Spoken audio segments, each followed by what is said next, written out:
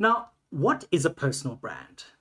It is who you are, what you stand for, the values you embrace, and how you express those values in public. And I think it's really important to get an overview of this topic because we will, over the next while, be talking quite a lot around personal brand and branding because I think it's highly important for where we are at the moment. So let's jump right into it.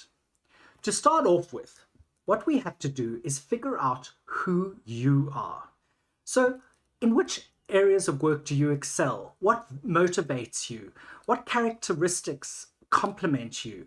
What projects have you done that have assisted people, etc.?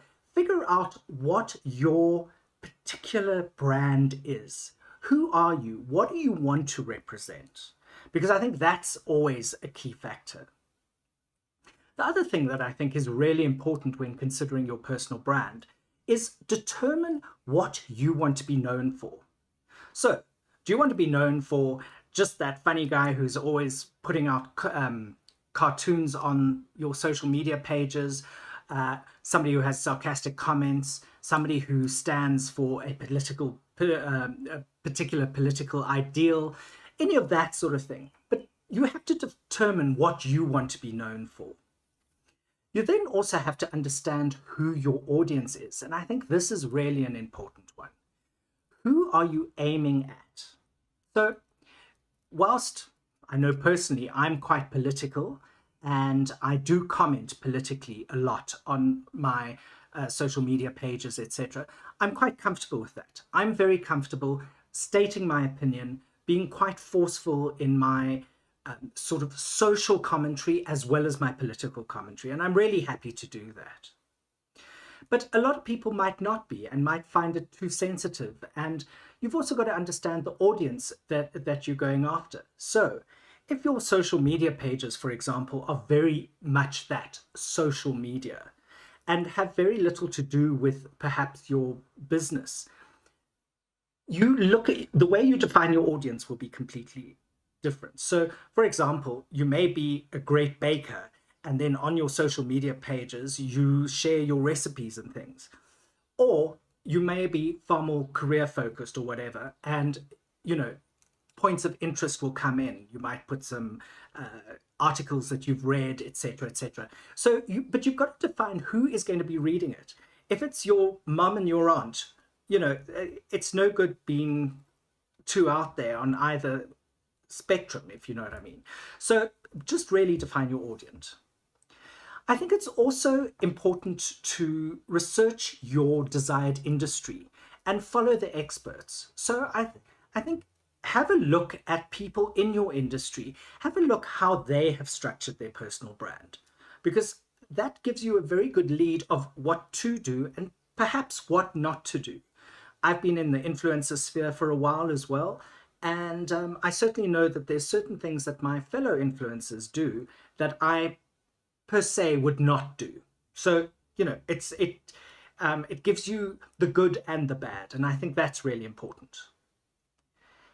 If you have a blog or something like that, why don't you do an informational interview? So in fact, you can even do it yourself. Interview yourself. Have a look at, say, for example, this is your work blog. How did you break into the industry? What steps did you take to make a transition to get into that industry? How do you see the industry evolving? How do you stay up to date with industry trends, etc.? And just go through a whole list of questions like that. You can create your own, but just questions that will give you an idea of who you are, but obviously answer them very honestly and very correctly. How did you break into the industry? I got a job. Maybe it wasn't your lifelong ambition, or it was, since I was 6 years old, I have wanted to be an X, Y, or Z, and you've managed to fulfill that aim.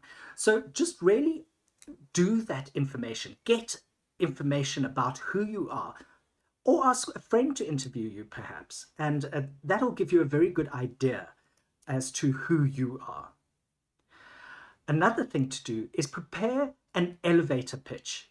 We all know what those are. It's like a 30 to 60-second story about who you are.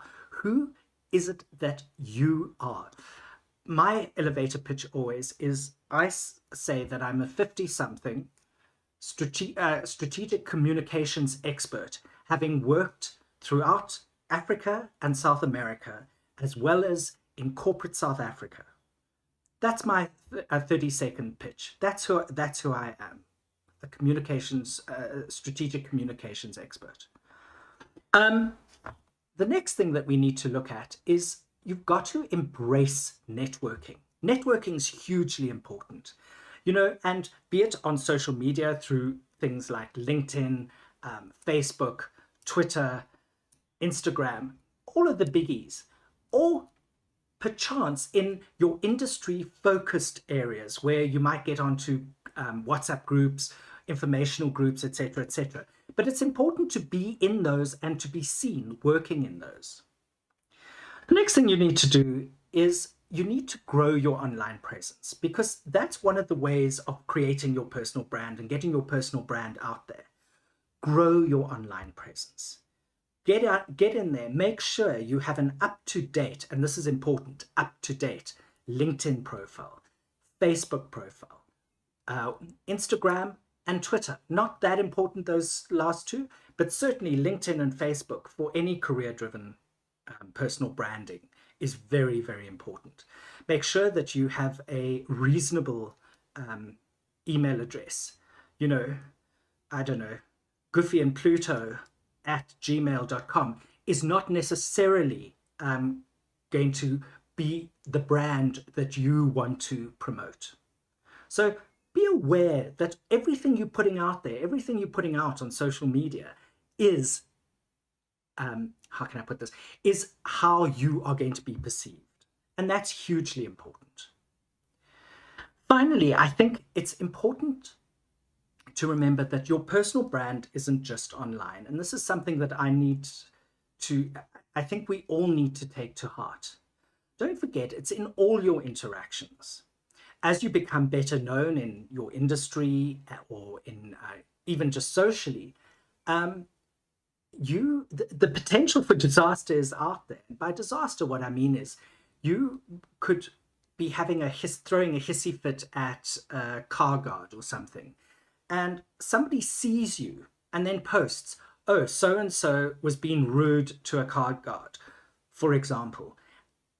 Is that how you want to be perceived? So you need to be very aware of how you live your life and offline as you do online. There's that lovely saying, if your life could only be as good as it is portrayed to be on social networking, it would be amazing. We all talk ourselves up, but just try and balance the two, and I think that's important. I'll go into a little bit more detail on some of these down the line. So relax, have a wonderful week, and I will see you next week. Have a brilliant